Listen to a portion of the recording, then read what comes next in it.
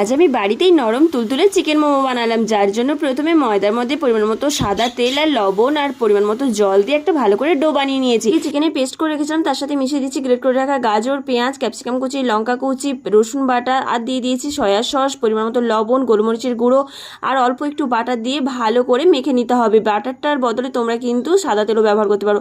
এদিকে ডো থেকে ছোট ছোট করে মোমোর লেচি কেটে নিয়েছি। লেচিগুলো একদম পাতলা পাতলা করে বেলে নিতে হবে এইভাবে। তারপর এর মধ্যে চিকেনের পুর দিয়ে মুখটা ভালো করে যে যেরকম মোমোর ডিজাইন চাও সেইভাবে দিয়ে মুখটা বন্ধ করে দিতে হবে। এগুলো মোমো আমি একই রকম ডিজাইনে বানিয়ে নিয়েছি। এরপর একটা ফুটো ফুটো পাত্রের মধ্যে চারিদিকে বাটারটা ভালো করে লাগিয়ে দিয়েছি। তোমরা চাইলে সাদা তেলও ব্যবহার করতে পারো, এর ফলে কিন্তু মোমোগুলো জড়িয়ে যাবে না। পাত্রের উপরে মোমোগুলো সাজিয়ে নেওয়ার পর আরেকবার বাটার ব্রাশ করে দিতে পারে। আগে থেকে একটা হাঁড়ির মধ্যে জল ফুটতে দিয়েছিলাম, তার উপরে পাত্রটা বসিয়ে ঢাকা লাগিয়ে দিলাম প্রায় 10 থেকে 12 মিনিট। মোমোগুলো দেখো একটাও কিন্তু জড়িয়ে যায়নি বা ফেটে যায়নি, খেতেও কিন্তু খুবই সুন্দর হয়েছিল, খুবই নরম। বাড়িতে অন্তত একবার ট্রাই করো। ভিডিওটা ভালো লাগলে চ্যানেলটা সাবস্ক্রাইব করে দিও। আজকের মতো টাটা।